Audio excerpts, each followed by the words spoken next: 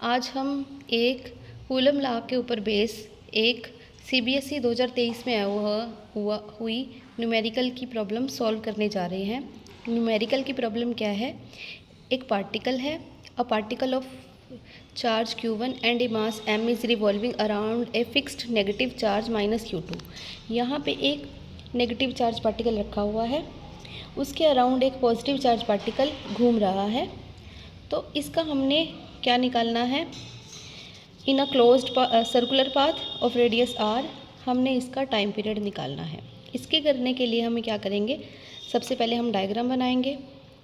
ठीक है, यहाँ पे हमने फिक्स पॉइंट पे माइनस q2 चार्ज रखा हुआ है, r डिस्टेंस पे एक q1 चार्ज है और ये इसके अराउंड सर्कुलर पाथ में हम रिवॉल्व कर रहा है।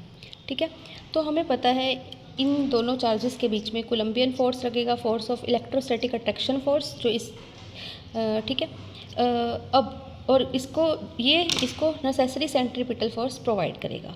तो जो इलेक्ट्रोस्टैटिक फोर्स होगा वो सेंट्रीपिटल फोर्स के बराबर होगा। कूलम लॉ से हमें पता है दोनों के बीच में जो फोर्स होगा वो इतना होगा k q1 q2 by R square, और सेंट्रीपिटल फोर्स होगा mv स्क्वायर बाई आर। ठीक है, जो v है वेलोसिटी है, जिस वेलोसिटी से ये जो q1 चार्ज है वो मूव करेगा। फिर दोनों को इक्वेट करके हमने यहाँ से वेलोसिटी की वैल्यू निकाली।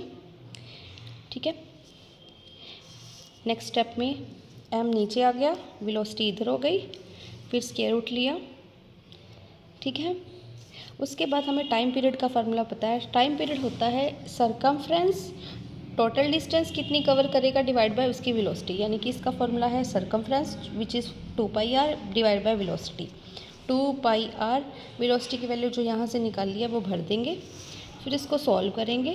सॉल्व में एंड में k की वैल्यू डालेंगे जो होती है 1/4 पाई एप्सिलॉन नॉट, तो ये टाइम पीरियड आ जाएगा। Thank you.